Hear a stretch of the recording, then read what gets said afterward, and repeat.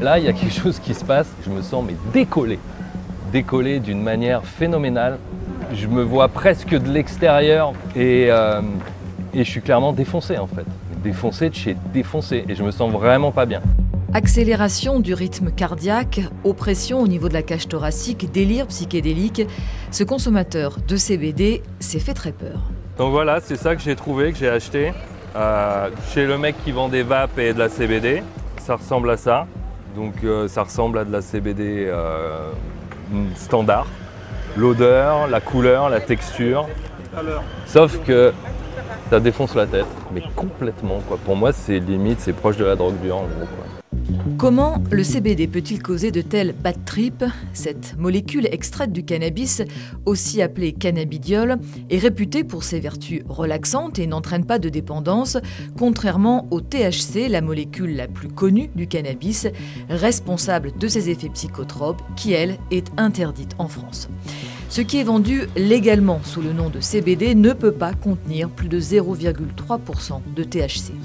Mais dans les faits, derrière le CBD normal, se cache parfois un produit créé en laboratoire et contenant d'autres substances rarement signalées sur l'emballage qui imitent les effets psychoactifs du THC et peuvent s'avérer dangereux. En fait, ce n'est pas du CBD, c'est en fait des cannabinoïdes de synthèse qui, eux, ont des effets, disons, beaucoup plus forts que le CBD normal. En fait, ils peuvent avoir un effet qui est 100 fois supérieur. Et ces cannabinoïdes de synthèse, en fait, peuvent provoquer rapidement des intoxications ou des effets vraiment très graves sur la santé humaine. Les autorités sanitaires s'inquiètent de la multiplication du nombre d'intoxications liées au CBD trafiqué, plusieurs centaines de cas en France depuis début 2024.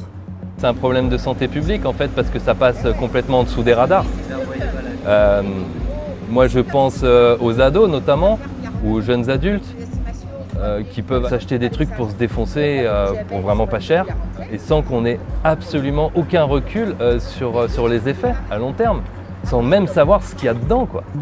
Peu cher et plus facile à produire que la cocaïne, les cannabinoïdes de synthèse sont fabriqués au sein de l'Union européenne à partir de produits chimiques importés, notamment de Chine ou d'Inde. Ils sont conçus de façon à échapper à la classification des stupéfiants, un vrai défi donc pour le laboratoire des douanes. Donc là, nous avons de l'herbe de CBD suspectée de contenir des cannabinoïdes de synthèse. Donc nous allons les analyser. Rien que dans ce laboratoire, une dizaine de nouvelles molécules ont été découvertes en l'espace d'un an. Donc là, nous pouvons voir que nous avons le cannabidiol, ce qui est normal, puisqu'il s'agit de la substance pour laquelle le produit est vendu. Et nous voyons également qu'il y a d'autres pics, dont un qui nous intéresse particulièrement, c'est celui-ci, qui est en fait de l'EDMB 4EN Pinaca, qui est un cannabinoïde de synthèse. La toxicité de cette nouvelle molécule est telle que l'Union des professionnels du CBD a lancé une alerte à ses adhérents. Le Pinaca, donc nous on l'a détecté, on a eu des remontées de la part de consommateurs fin 2024 et on a lancé notre campagne de prévention auprès de tous les professionnels début 2025. Donc là je tiens dans la main un test NarcoCheck qui va nous permettre de vérifier en fait la présence d'un produit dangereux. Plus d'1 millier de tests ont été envoyés aux vendeurs de CBD qui s'approvisionnent la plupart du temps à l'étranger où la réglementation diffère.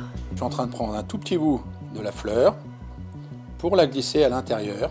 Et ensuite, on va venir insérer le liquide dans ce petit trou. Ce test NarcoCheck, ça va nous permettre de voir la traçabilité du produit, la présence de Pinaca. Le Pinaca est, selon la direction des douanes, le cannabinoïde de synthèse le plus utilisé par les organisations criminelles.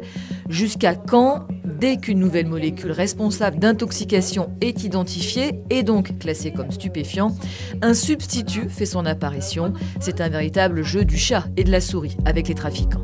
Les cartels mexicains, aujourd'hui, sont implantés en Europe. Ils ont envoyé leurs ingénieurs chimistes en Europe justement pour aider les réseaux de trafiquants à mettre au point de nouveaux produits de synthèse et pour justement commencer à pénétrer petit à petit le marché européen de la consommation. Je pense honnêtement que le CBD adultéré, les cannabinoïdes de synthèse s'inscrivent dans cette stratégie. Face à cette offensive des trafiquants, certains vendeurs de CBD militent pour une légalisation encadrée du cannabis et donc du THC, meilleur moyen, selon eux, de faire disparaître les molécules de synthèse. Il y a des effets néfastes, il ne faut pas se leurrer. Le THC peut chez certaines personnes faire ressortir des troubles mentaux, etc. Bon, il y a beaucoup d'études qui ont été faites là-dessus, mais au moins on sait de quoi on parle, au moins on sait à quoi s'attendre, au moins on pourra faire de la prévention avec un cadre clair et précis. Les vendeurs se disent eux aussi victimes du développement des cannabinoïdes de synthèse qui représentent selon eux une menace pour le marché du CBD, un marché qui selon une étude de Santé publique France datant de 2022 concerne 10% des Français adultes.